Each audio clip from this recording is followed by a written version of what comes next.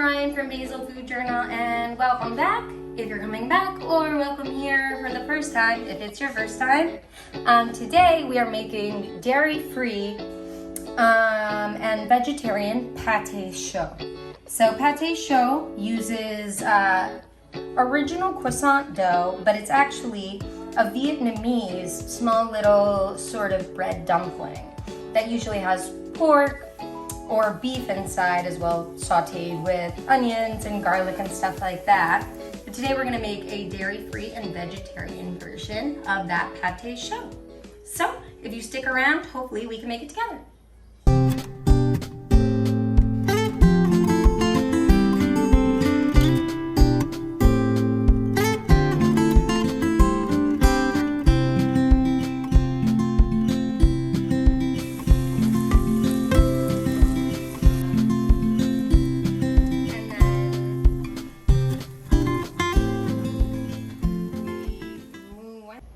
So now we're gonna have a little bit of fun and we're going to cut some shapes for our Pate Chaud. So we're gonna do at least one heart and then at least one little flower. And then I may use this pumpkin. I may go get some biscuit cutters and use those, but we're gonna try first with this guy.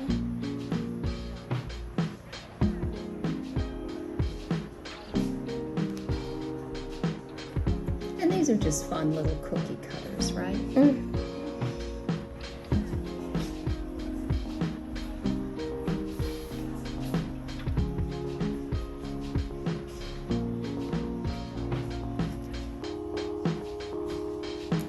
We have a neighborhood game with kids like we used to have on Savory Street.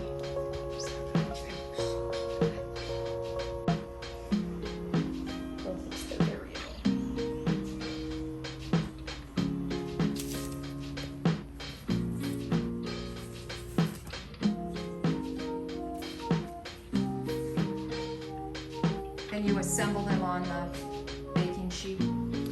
Yeah, Kinda. we have one extra one. Kinda, halfway.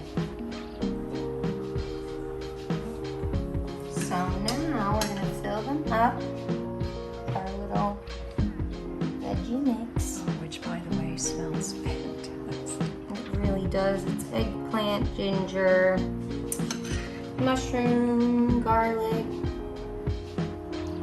and these that we didn't have. Spinach. Some spinach. I could have brought some from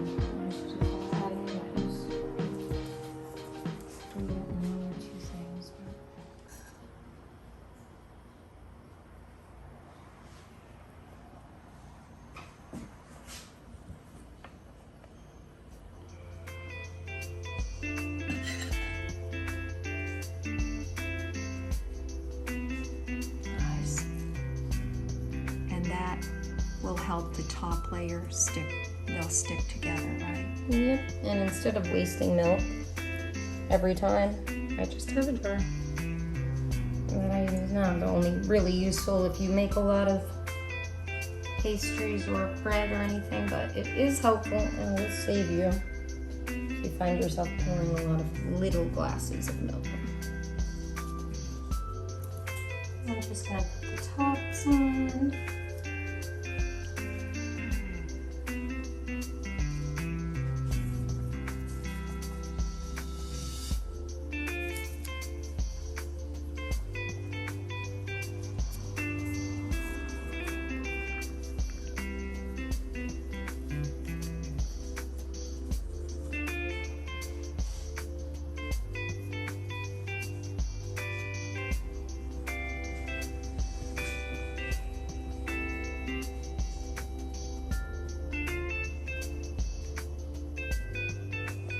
They're on their own.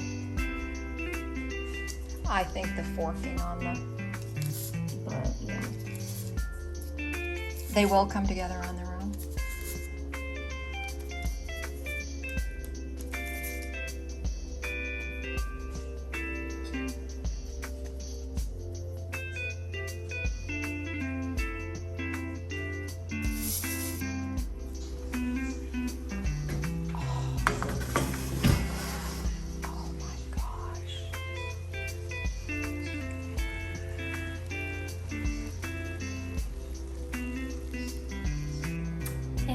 now that we're back, we have officially finished making our Pate Chaud.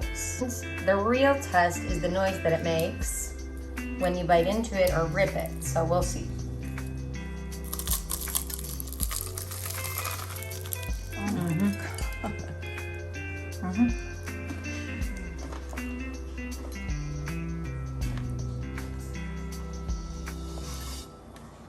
It's just so good. 10 out of 10. You can see individually the layers in the little pocket. Everything is cooked super individually and all rose up. So it might take you a time or two if you make your own dough. But if you use phyllo dough, pre-made, you should be able to make these in just a few hours after letting them rise and bake. And if they look anything like this, you'll know you did it right. So feel free to leave us a like or a comment if you tried them yourself, if it went well, if it didn't go well, if you have any questions. And it would mean a lot to us if you would subscribe to our channel. But I think that's just about it. I'm Ryan, and thanks for stopping by at Diesel Food Journal.